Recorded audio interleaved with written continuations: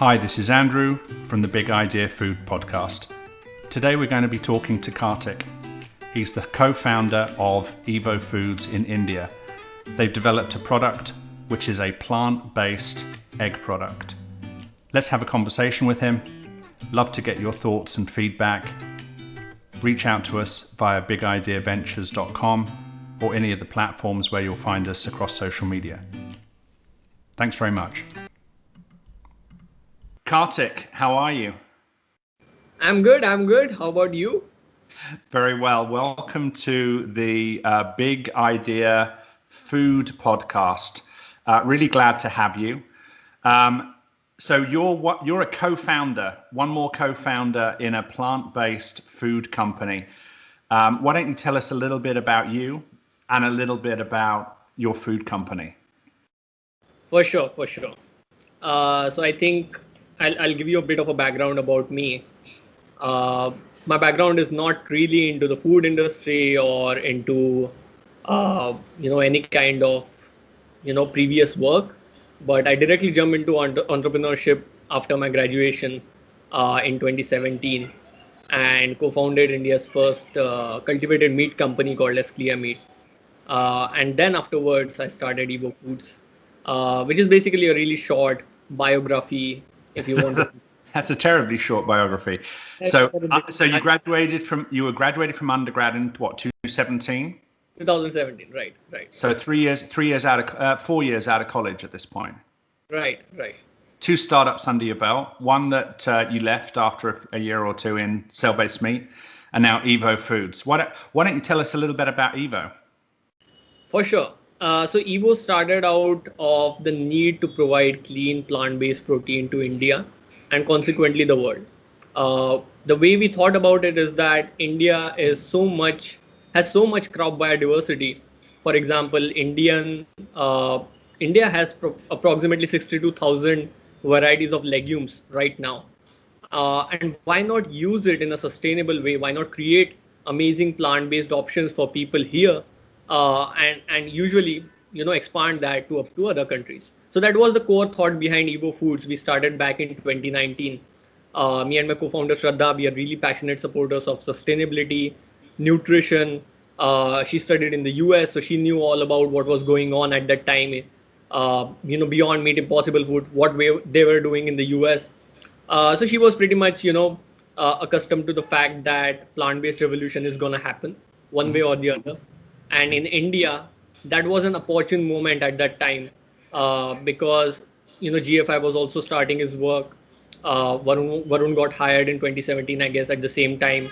I also started working in the sector. So a lot of great things were happening. And we thought that one thing which was missing is the egg sector. Because egg is such a versatile food and it's such a non-religious food in India because religion is a big part of our country. We have to absolutely make sure that whatever we are producing is up to the standards of different variety of religions. So if you see the dynamics of vegetarianism in India, if you want to convert to non-vegetarianism, you are not likely to start off with a chicken or mutton. You are most likely to start off with an egg. And there are 3 dots. So green dot, red dot, and there's a yellow dot, orange dot right now. Which relates to recipes which contains eggs. So it's such a it's such a dynamically different file. I was going to say, before we pass over that, why don't you explain what you mean by green dot, yellow dot, orange dot in India? For sure. So green dot usually means that the product contains dairy as well as plant-based ingredients. Orange dot means that it contains egg, and red dot means that it contains meat, any kind of meat, chicken, mutton, etc.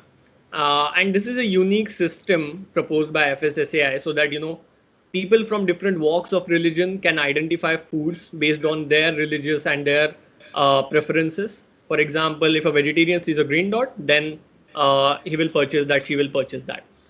So this is usually this is a labeling system within India that kind of, okay, got it. Right. So we thought that, since people already have, very less, egg is seen as a very less offensive food. So that's why we thought that we can start off with an egg alternative, which is not only made from their legumes, which they already know, which they already eat on a regular basis in their daily diet, and just make it like these are your legumes in a different form, in the form of an egg, in the form of a liquid egg. And that's what we ought to do, and that's what started our whole product development. We got some scientists on board, product developers on board, and kickstarted the whole journey. Got into Big Idea Ventures, New York City accelerator. Lucky for us, that turned out to be. And then raised investment from Ryan, Dr. Sanjay Sriram, Wedge Invest, and other angel investors. One thing which we did in the last few months was that we carried out a sort of a launch event, which got sold out within an hour of disclosure, which was really surprising for us as well, because we didn't know that, honestly, India was ready for plant-based protein. Now that we've gotten such good responses, we know that Evo Foods is gonna succeed in tier 1 cities in India because of the great response we have gotten. So let's talk a little bit about the product itself. You're using legumes and you're making what you called liquid egg. What's the use? Why liquid egg? Why not some kind of solid form? How did you come to a conclusion about what you needed to bring to market first? Right. So that journey from deciding the form factor to deciding the ingredients was very, very intricate. We asked people what they thought of it, what they thought of the idea, and they said that even if we can get like a normal egg, for example, in a shell made out of plant, which is incredibly difficult, that would be really great.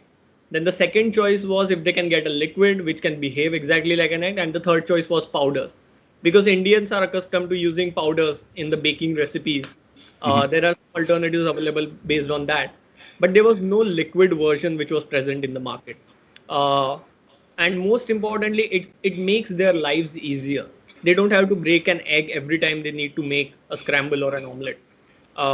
Plus, most importantly, people are really scared about antibiotics in the whole supply chain. In India, antibiotics are heavily used as a substitute for sanitation in the poultry supply chain. So people are really concerned about that. There was a clear need for plant-based liquid egg which we identified. And that's how we ended up on that form factor, on the liquid form factor. So just to show you, this is our product. I'm not sure if you can see this liquid egg, which comes in a bottle. It is equivalent to 12 eggs, as you can see from the pack itself. There's a measuring line out of which you can measure how many eggs you are using right now, which is quite novel, which we found out that could be a really, in a way, it can help consumers track how many eggs they've eaten. So that's 12, a dozen eggs in a bottle equivalent. What about price? Are people is it more expensive to buy a dozen eggs, or is it more expensive to buy Evo, and how do they compare? For sure. So pricing is one of the, what I would say is a deterrent while purchasing plant-based foods globally, right? Even if you see the US market, plant-based meat alternatives are a little bit, or I would say, at least 1x or 2x higher than normal meat. So price was a main deterrent. We didn't want it to be a really expensive alternative to an egg, but a little bit, I would say under the premium category. So what we did was we developed it through a local supply chain. We used a local supply chain for all our ingredients, including our proteins, including our hydrocolloids and everything. And we made sure that the price is somewhere close to premium egg category in India. So if you see some brands in the Indian subcontinent called as kegs, for example, they are priced at around 250 rupees, which turns out to be approximately $4 a dozen. We are also in that price range. So what the bottle you just saw, equivalent to a dozen, will cost approximately $4 to $4.5. And we made that conscious choice because we didn't want people to think that, this is out of our reach. We wanted to make it aspirational, but achievable. Got it.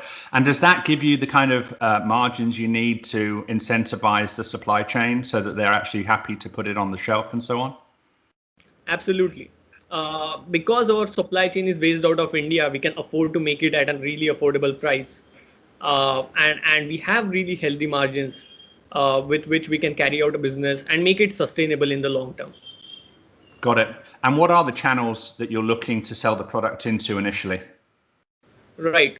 So when we considered the whole sector in India, we thought that going directly into direct to consumer or retail might create something which we call as what's the term I'm looking for? It's it's it's like, when you see a novel product on Amazon, for example, and there's an expectation mismatch. That's how I got it. So there's an expectation mismatch for all of the products in the novel food category. So if you say list these kind of products on Amazon, you see a C curve on the product reviews. There are 5-star reviews. Equally, there are 0-star or 1-star reviews on Amazon. And that's what we found really interesting. We thought that going direct to consumers or listing on different kinds of e-commerce platforms might not be a great strategy because people don't really know what a plant-based egg is. And that's why we made sure that it really makes it clear on the packaging itself. We have made sure that people understand what it is through packaging. And then when the channels are considered, my co-founder's background lies in the hospitality industry. She's also a part of NRAI, National Restaurant Association of India. And through that, she knows a lot of restaurateurs. And we have already partnered with more than 55 plus restaurants, kind of inspired by Impossible Food strategy. So make sure that people get to try the product first. They get to enjoy it. They get, the trust is transferred from one institution to the other. And then, roll it out slowly into direct to consumer or other channels when people are aware that such a thing exists. Got it. So how's that going? It's going really good. We've been getting a lot of positive responses when tasting is concerned with the restaurants. So far, we have managed to get approximately 3 to 5 top restaurants in Mumbai under our brand. What we want to do is co-brand with restaurants as well, because co-branding will really create that kind of awareness about the brand Evo, what it stands for. That's why we are really, looking forward to co-brand with restaurants. If you've seen Impossible Foods flag on a particular burger, that's how you'll see it in India, in Mumbai, in different kinds of restaurants. And that's how people will get to know that they are consuming an Evo burger or an Evo sandwich or something like that. And most importantly, what we found out is it doesn't necessarily need to say plant-based egg. It can just be Evo. For example, Impossible Burger, Beyond Burger, something like that. We want to create Evo sandwich or, Evo burger or Evo burji or Evo omelette, Evo frittata. So, make that product stand out by itself, not dependent on the term plant-based egg. So you're looking at restaurants to kind of get the brand out there, which is, from what I can tell, the Impossible strategy, right? Where they got thought leaders involved, they got people, chefs and so on, putting it on their menu and the great and the good, testing it in the best restaurants. What about getting it to the kind of common person, the regular person, the normal grocery convenience, distribution channels? Is that part of the strategy? And if so, when do you see that coming along? Not this year for sure, because one thing we are really sure of is the whole Indian ecosystem. So I don't think India is a market for plant-based proteins for 1 billion people right now. It can take anywhere between 5 to 10 years for people to get awareness about plant-based foods in general.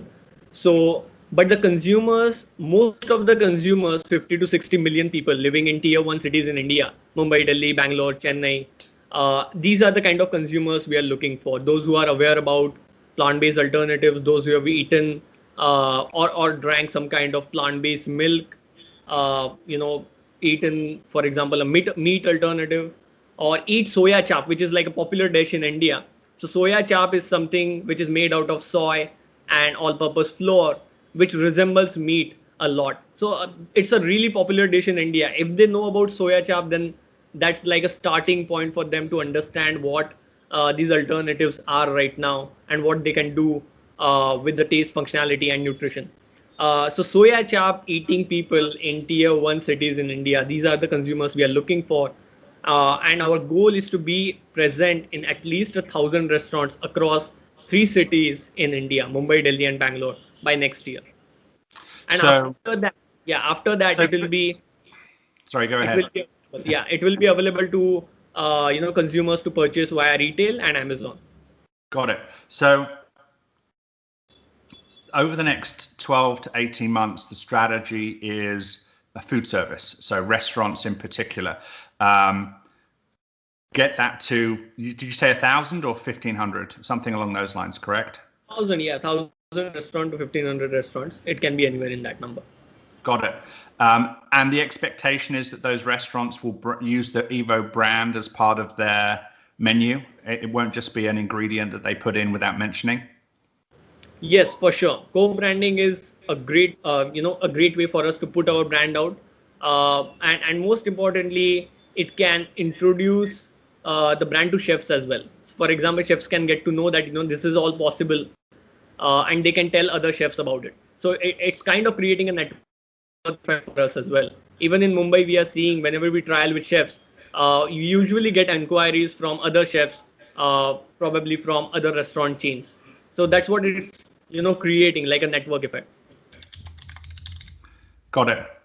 So when the restaurants, so forgive me, I'm just sort of thinking through the strategy for a second. From a restaurant perspective, who's going to be selling selling your product into them? Is that are you going to do that internally? You have your own team that's going to be dedicated to introducing the product to chefs and so on, or are you finding a third party that has those kind of relationships as a way of going to market? I'm just sort of, as you're a young company, how are you kind of covering that sort of 1,000 restaurant sales process? Right. So we'll start off with anchor brands, what we call as anchor brands. And these are the restaurants where usually influencers dine in. And it creates an impact because people usually in India follow a lot of Western values when living in tier 1 cities. And they see, influencers such as cricketers, Bollywood celebrities. They usually go to these kind of places and they try out different recipes.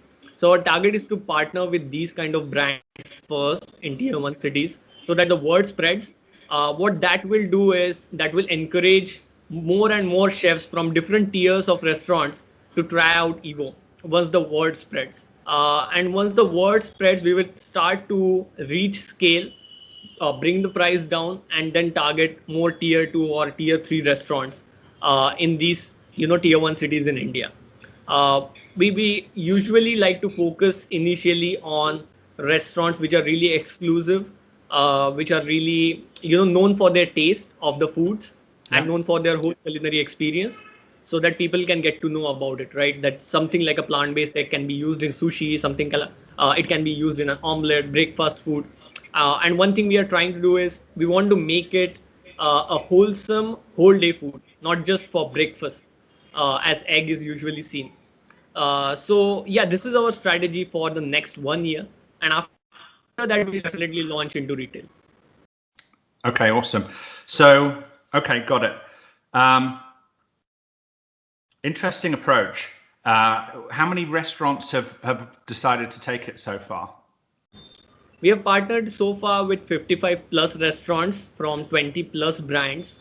And we are looking at rolling it out in April fully into these restaurants as a part of our strategy. It will start off with tier 1 restaurants in Mumbai, where usually celebrities go and influencers go. We'll conduct a lot of tasting. Tastings are usually a part of our strategy because once people get to taste the product, they'll check that it tastes exactly like an egg. It also has the nutrition. It also has the necessary vitamins and minerals in their daily diet. They can ask the chef about it. What we have done is we have created different documents for chefs to use in the form of recipes as well as in the form of communication. So how do make sure that it doesn't get translated to something called as a vegan food or a non-vegan food, or it just, we are really trying to stay away from the whole categorization into a particular type of vegan food. So that's why we have made it really clear in the communication booklet. We have created that you can explain to it, using in this way, that it's made out of plants, it's made out of legumes, it's 100% plant-based, it contains all of your essential amino acids, and it tastes delicious. That's it. That's the whole messaging we are trying to create with restaurants. Got it. Okay, so 12 months restaurants, 18 months restaurants, ideally hit something around the 1,000 restaurant Right. From a numbers perspective. Then move into other channels like grocery, or what's next? What comes after that? Right now, Andrew, to be honest, we don't see us spending a lot of money on the Indian market even after a year of operations. Tier 1 cities is what we are looking for as our target market, and then we would like to launch into other markets such as US, because in US, plant-based egg is the fastest growing category amongst all plant-based foods, as you are already aware of, right? So in the US, consumers already know about this stuff. They are already aware of other alternatives which are incredibly high priced. In this way, we can create a value add for the US market, that not only it is incredibly tasty, it is also delicious, it is also nutritionally superior, but also it is affordable. So even if we sell, for example, 2x of the price of what we are selling in India, we would still be cheaper than the most, I would say, the most hyped plant-based egg alternative out there in the US. So that's the advantage we have for the US market entry. And sometime next year, we would definitely want to be in the US market.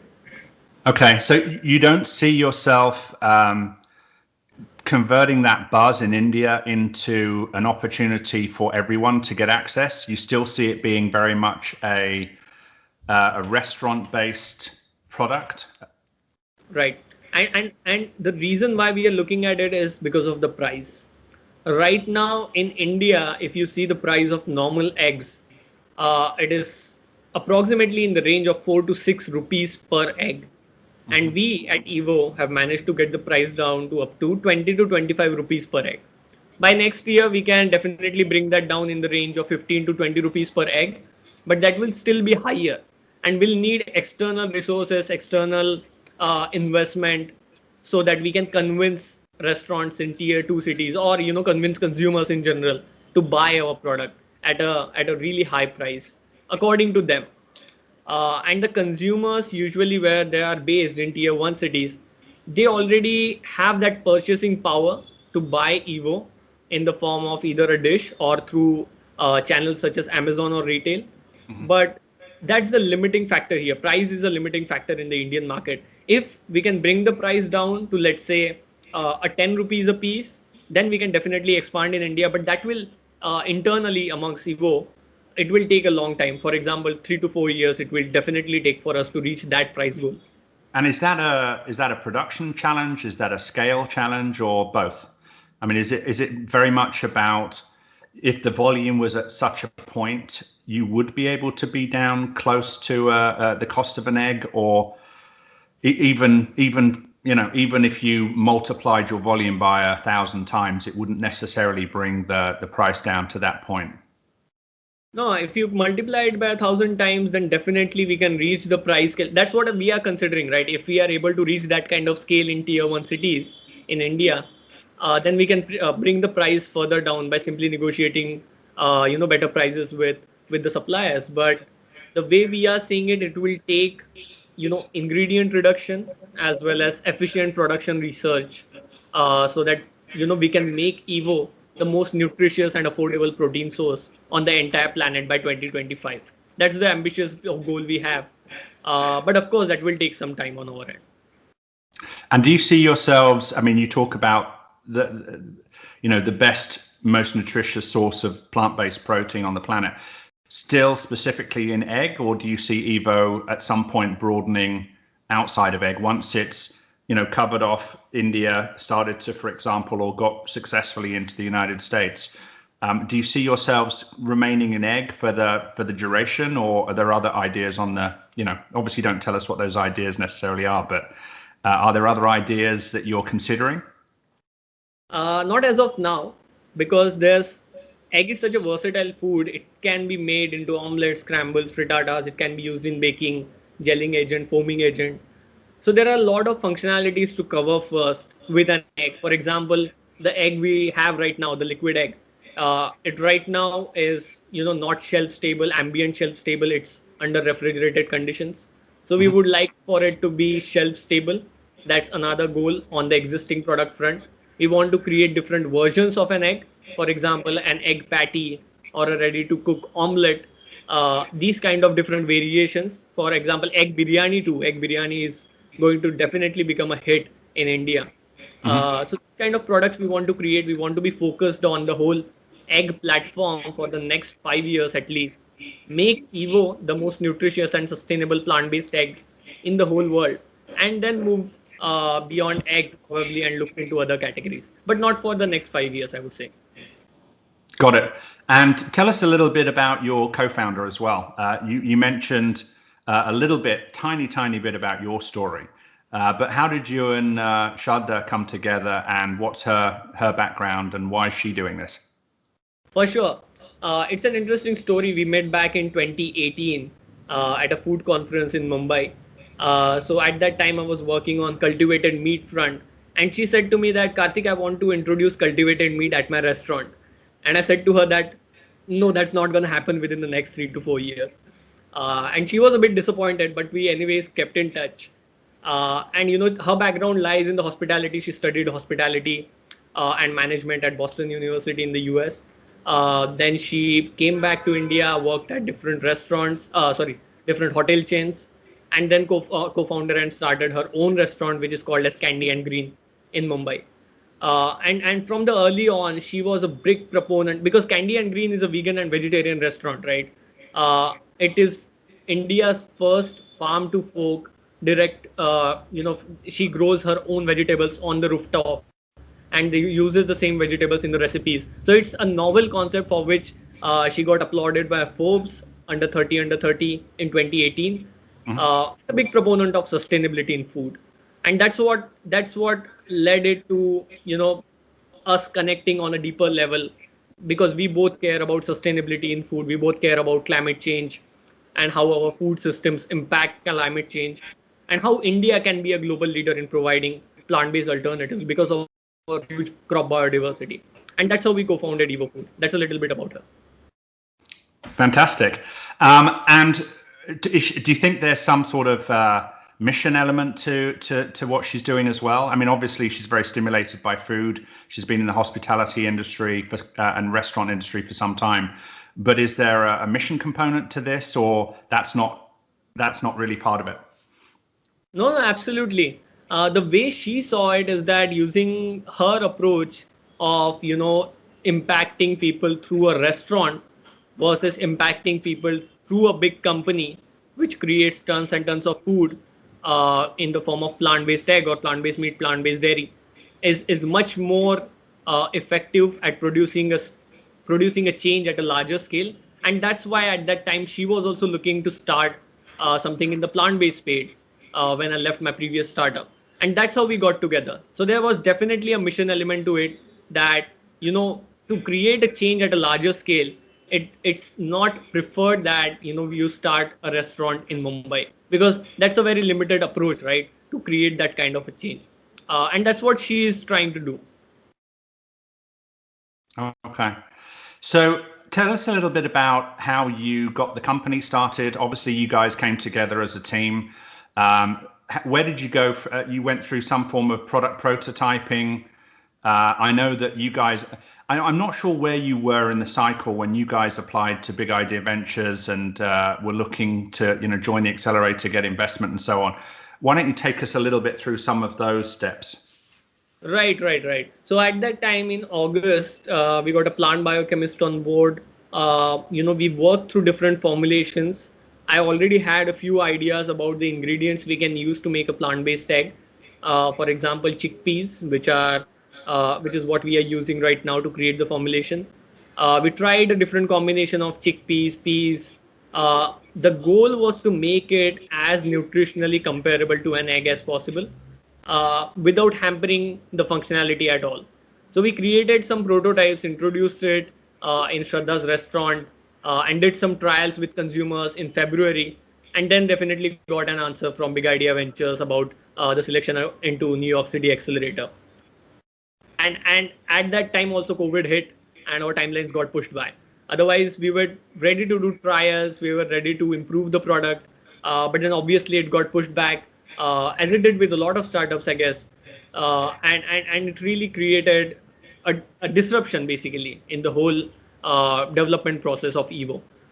We resumed back in 2020 in October, and then we started resuming all of our processes. We had a lot of challenges. Some of our equipment broke down. We had to get access to different equipments. At that time, there were a lot of COVID restrictions, so we couldn't get any to produce some form of plant-based egg to give tasting to people. But now that we are back on track, we think that we are ready to go into the market, ready to get feedback from people as much as possible, and then improve the product further to launch more broadly into tier 1 cities in India. Now, I was going to ask how the fundraising process went, because that's often something that, new teams, new companies find challenging. But I don't know whether it's you or Shraddha or both of you, but you guys have been able to create a lot of excitement around Evo. A lot of people have been engaging, supporting. As you mentioned, Varun from GFI has been a strong evangelist, and so on. Obviously, we became an evangelist when we invested. So you guys have really got a strong tailwind. So from your point of view, has the fundraising been challenging, or has it actually been relatively easy given the excitement? So initially, it was challenging, Andrew, because when we started back in August 2019, we tried to raise some funds through Indian VCs, Indian accelerators, and none of them responded to us like you guys did, because they didn't know about the whole plant-based space in general, right? Okay. So they didn't know about the plant-based space. When we pitched the idea to them, they said that why would someone would like to switch to a plant-based egg or a plant-based meat or plant-based dairy. So they were not aware about the space, as I would say. And the excitement about the sector was not there. I think in 2020, after the pandemic, and the word spread about Beyond Meat's IPO as well in 2019, they got really excited about the sector. It's really interesting that how one company's success can fuel the whole sector. But that's what we found out after that. We also got an interview request from Y Combinator, which was really exciting. It was an interesting process to go through. We realized that we should really work on our product well. And at that, I think it was just 2 months into the journey, we got an offer from them for an interview.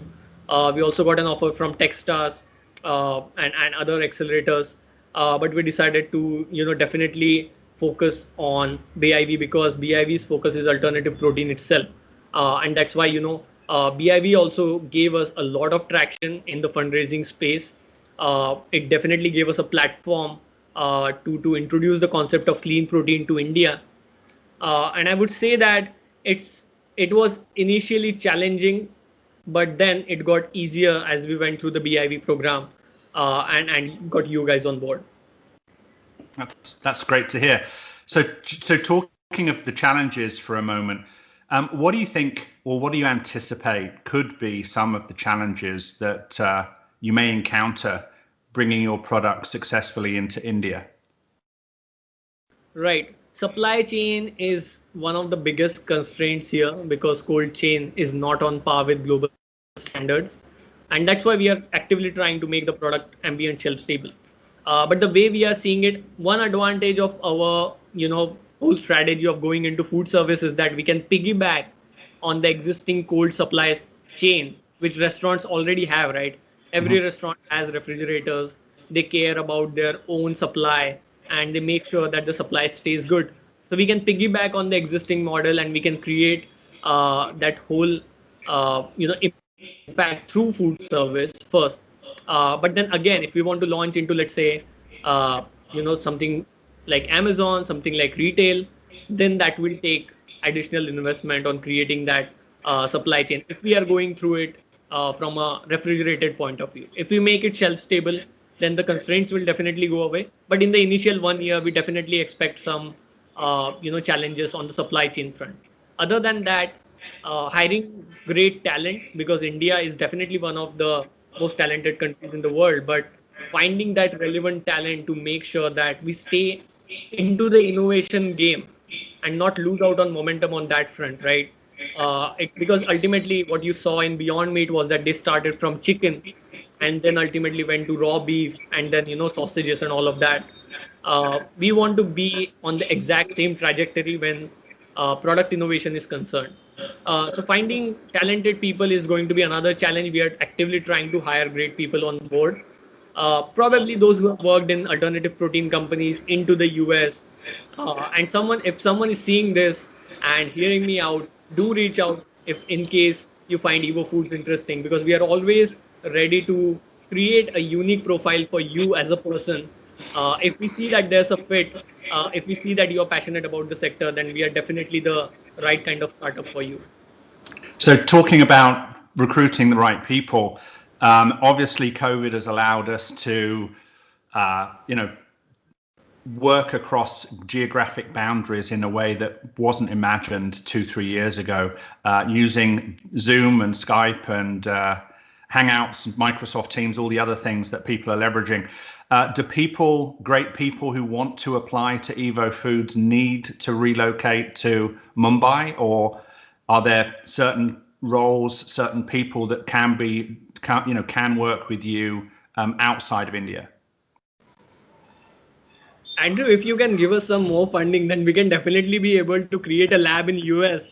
So we won't have any issues with it. But yeah, on the R&D front, you will have to shift to Mumbai. If not on the R&D front, if more on the front end, marketing, performance marketing, digital marketing, and these kind of roles, more on the front end part of it, then you need to necessarily be in Mumbai. Actually, we prefer an in-person kind of a group because that has accelerated our whole process. What we couldn't achieve during the whole pandemic time, we achieved that within the first 3 months of 2021. And that's because we got our own lab space, we got our own office space as well, which is combined at a really great price. So in India, you can definitely do that. But ultimately, working out of a group in person, understanding your team members will definitely be a boost. But yeah, this is not a necessity for people to just apply to Evo Foods. So those top restaurants you mentioned before, the 1,000 to 1,500 that you guys are going to be targeting, are they purchasing their ingredients on a day-to-day basis in local markets and they're sending people out to go buy this ingredients fresh? Or do they have companies that are providing them with their ingredients and so on? And maybe we could even be more specific. Are those companies getting shipments of chilled dairy and eggs already brought to their shipping bay on a day-to-day basis? So in other words, if you can get your product into those centralized distributors who are providing those restaurants with their dairy, maybe that's a way of actually scaling that growth more quickly than needing to go and tackle 1,500 restaurants day to day. Absolutely. That would be an ideal approach, but I would say that each restaurant we have encountered has a different kind of a buying process. They have different suppliers for vegetables, for tofu, for example, meat. And one thing which was consistent during the whole process is that there is no structure. For example, in the US, you have food service companies who cater to a lot of restaurants. That structure right now is missing in India, even in tier 1 cities. And until that structure is in place, we can't really depend on that. So what we'll have to do is we'll have to create our own supply chain of supplying through to these restaurants first, and obviously we'll have to partner with restaurants who have chains and centralized kitchens so that everything from our end can taken care of when it reaches their own kitchen or own facility. So that's a big part of strategy. We'll go after that after we have created an impact in the first restaurants. For example, let's say Starbucks, right? Starbucks has a central kitchen, and it can be really easier for us if we can ship the product to them.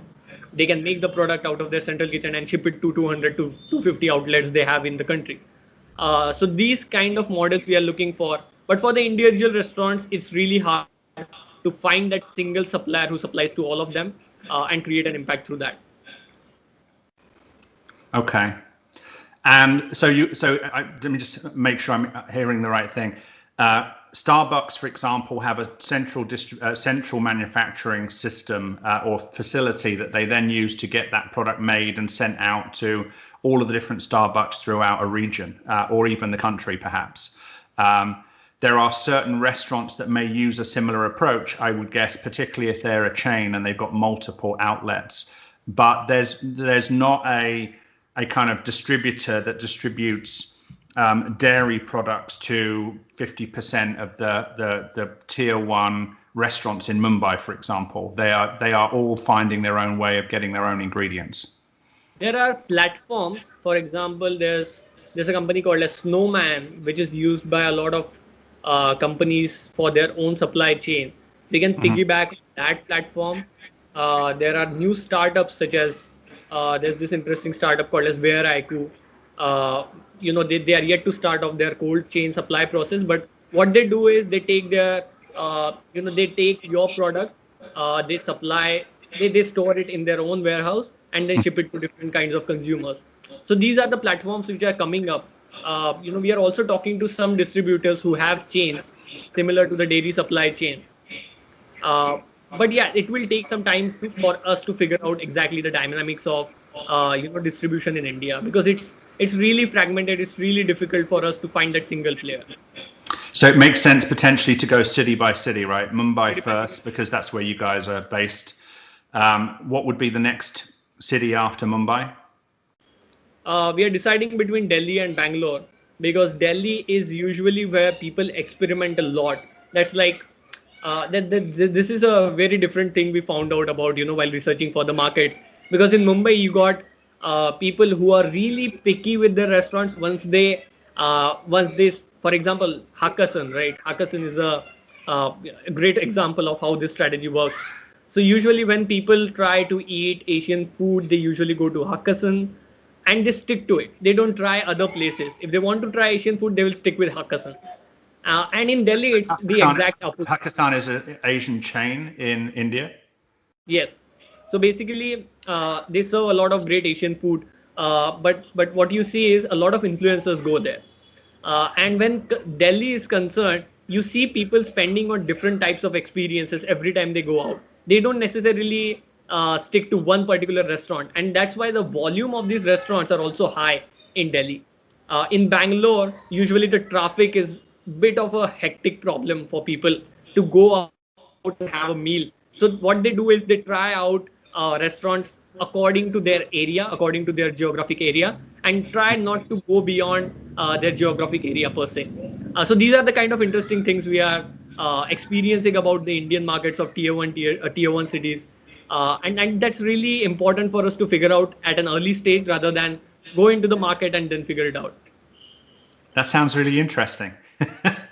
Yeah, I also found out it interesting. I kind of like the idea of going to the city where people are sort of running around trying everything and getting really interested in new things.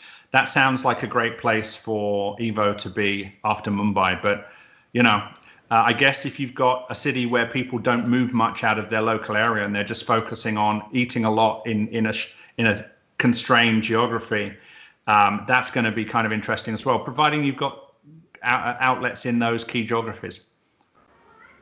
Yeah, for sure. I mean, in Mumbai, usually people are really excited about their own restaurants, the chains they are really fan of. That's why we are starting off with Mumbai, so that they can go to that place and then they can get an offer that, we have Evo on board.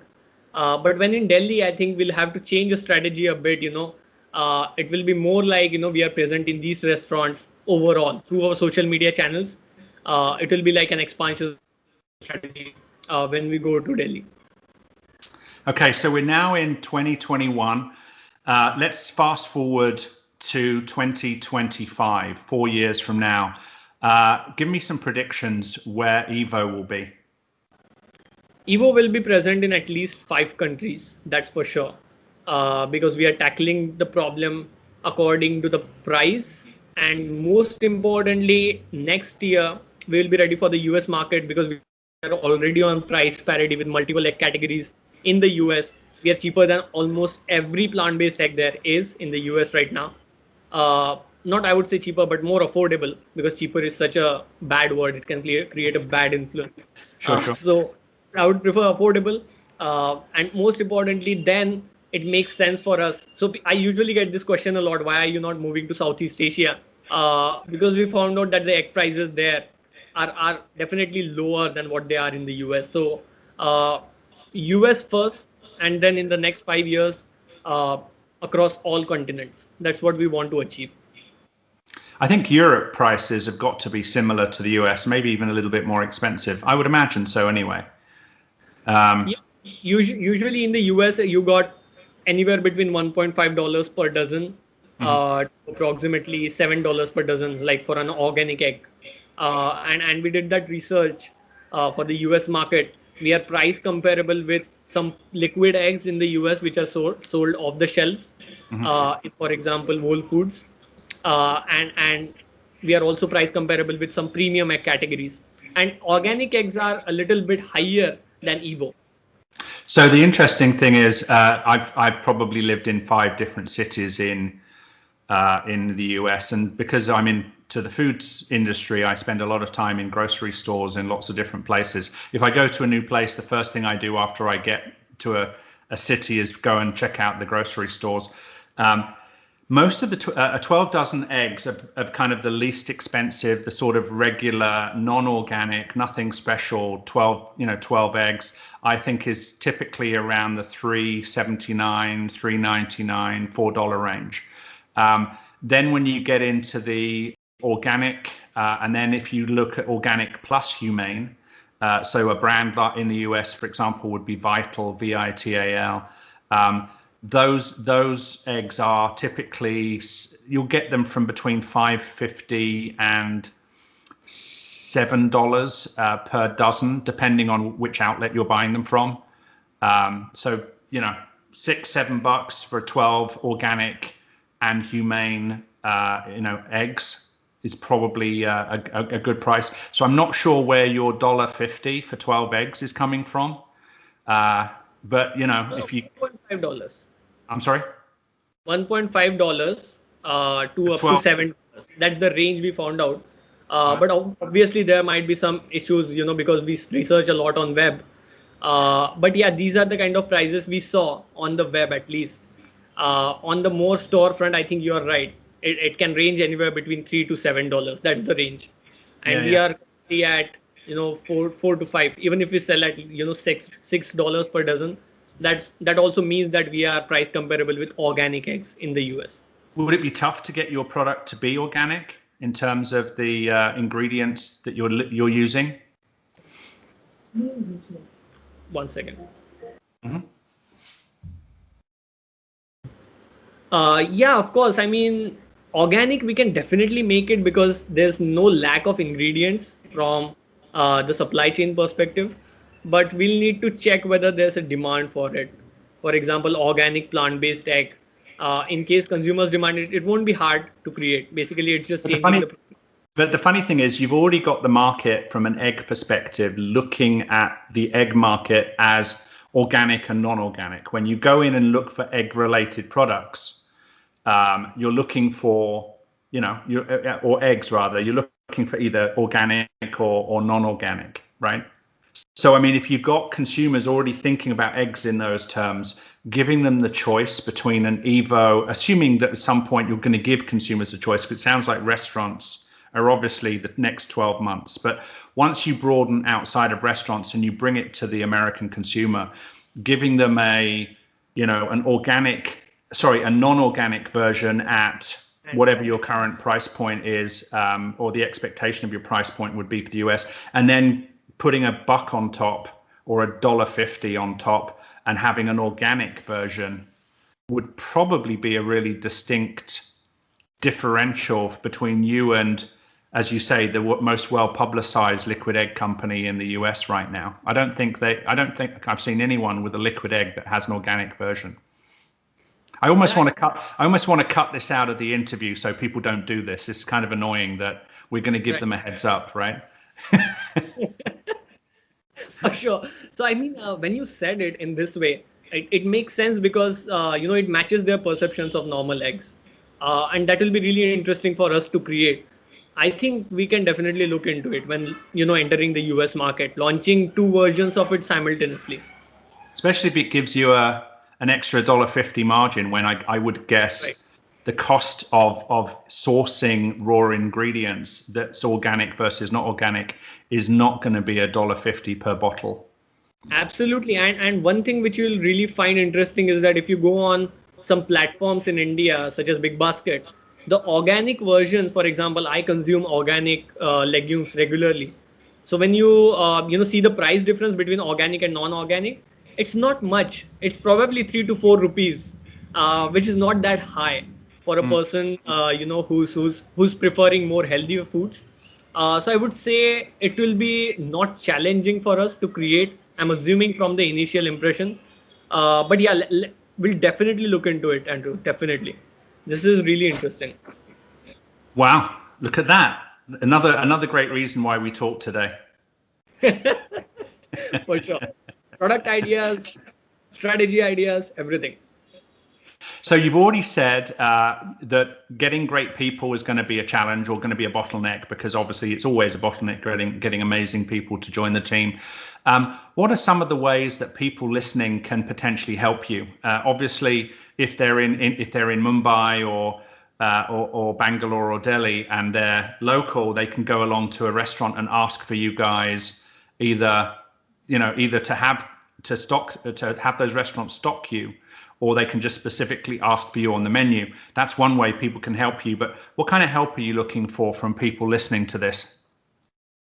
Absolutely. The thing which you said matters a lot, because when consumers who go to their favorite restaurants on a regular basis, if they demand Evo to the restaurant, and if we get inbound inquiry through that's more of a pull than a push from our side. So I would say that if you are able to create that pull for us for Evo, just by demanding better egg alternatives, better alternatives in general in your favorite restaurant, and giving us our contact, hello@evofoods.in, HELLO@evofoods.in, that will be really great. We are really grateful for it. Other than that, let's just slow that down for a second. The email address, if someone wants to find out about having your product in a restaurant or recommending you to a restaurant, is hello, HELLO, at Evo, EVO, Foods, with an S at the end, .in, correct? Right. Okay, just wanted to, you spoke really fast. I just want to make sure anyone listening doesn't swerve their car over to get into an accident because they want to try and write this stuff down. For sure. So hello@evofoods.in. Definitely you can ask us where the restaurant, there will be a store locator or a restaurant locator feature on the website, which we are working on right now, where you can find out what's the nearest restaurant to you serving Evo.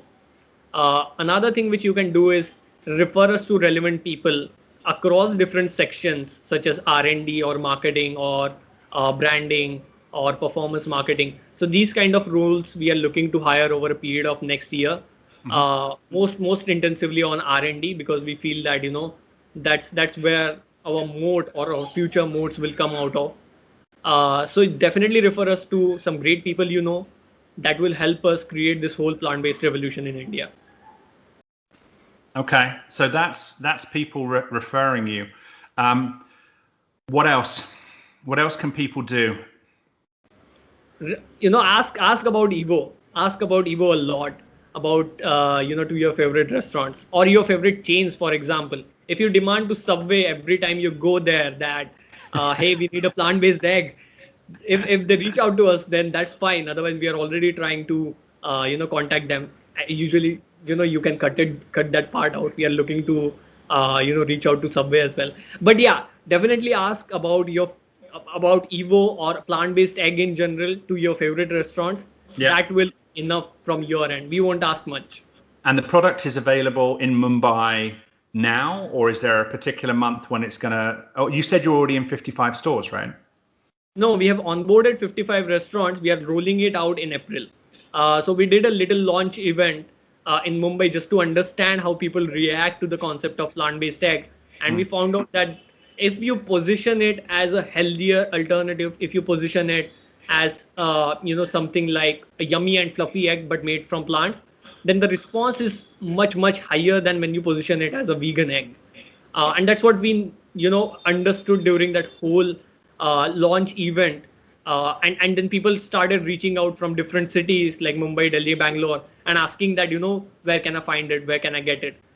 So this is also creating like an exclusive effect for us as well, because anything which is exclusive, people would like to go on it. And we intend to do it slowly, right? Make it really exclusive, make it really, aspirational for people to get, and then slowly launch into a broader market. And if I'm Subway in India, I should reach out to you now, right? I shouldn't wait until the product's available in April. Definitely, you can definitely reach out to us, because what we have done is we have created different iterations of an egg from a food service standpoint, which will prove out to be really time saving for food service companies or food QSR providers in general, for them to save time in the recipes and not cook an egg every time there's a recipe. Got it. So evofoods.in, so EVOFOODS.in. I'm looking at your website right now. I can see your smiling character, on your smiling mascot on your bottle. The bottle looks amazing. I can see why people are really excited about this product.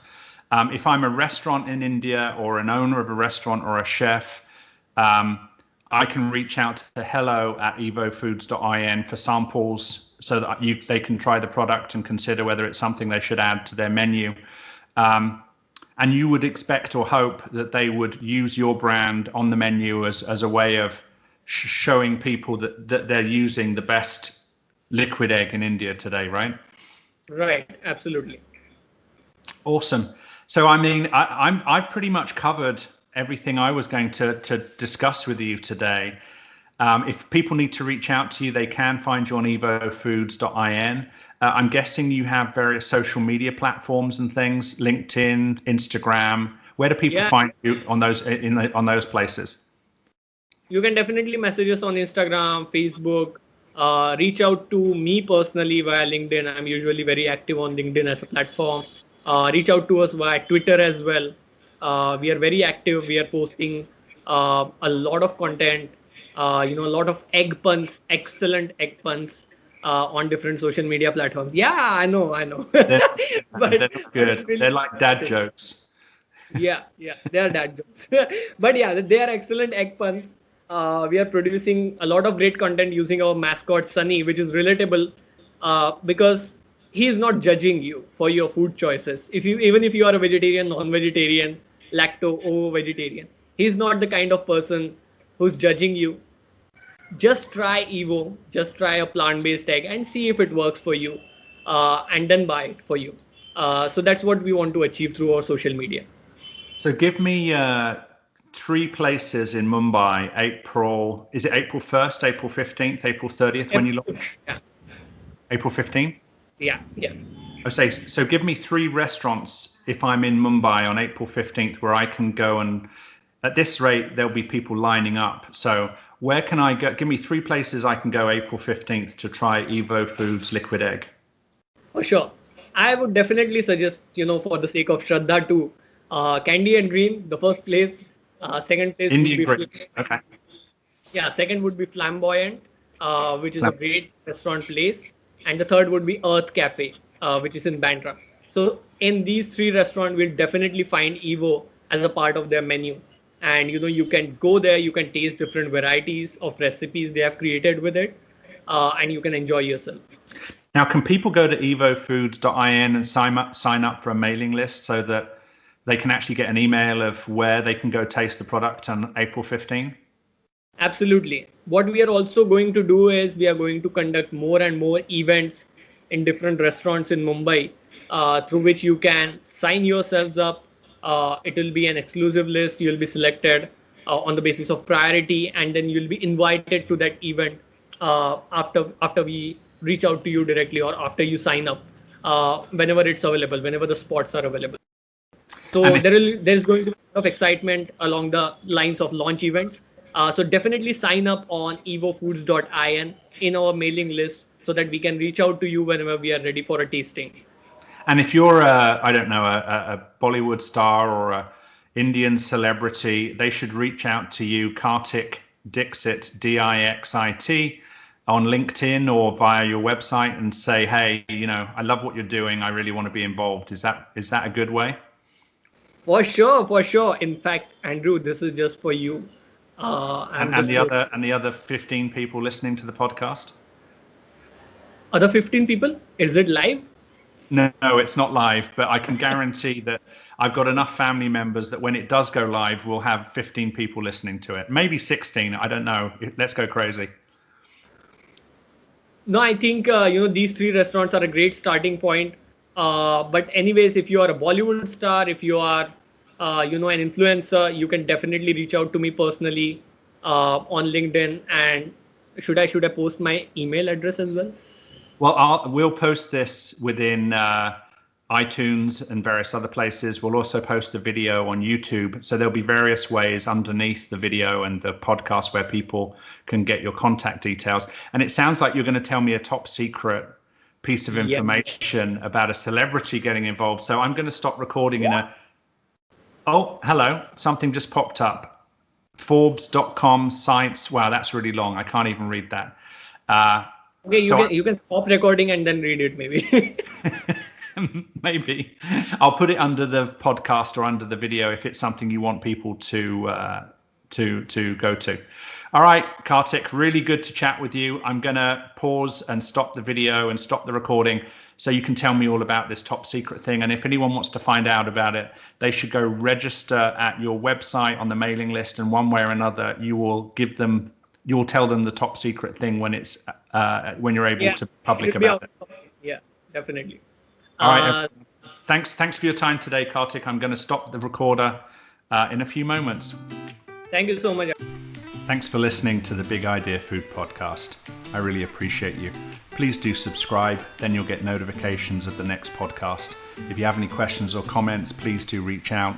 We can also be found via bigideaventures.com and through Instagram, LinkedIn, all of those wonderful places. So enjoyed the conversation today. I hope you did too. Look forward to hearing from you. Bye.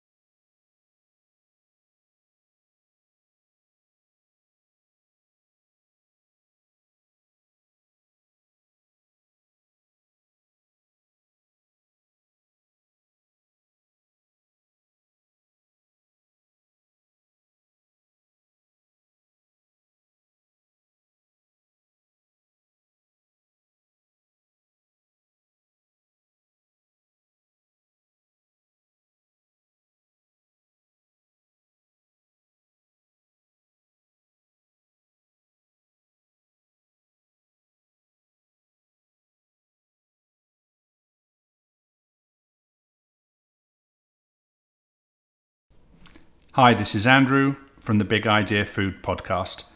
Today we're going to be talking to Kartik. He's the co-founder of Evo Foods in India.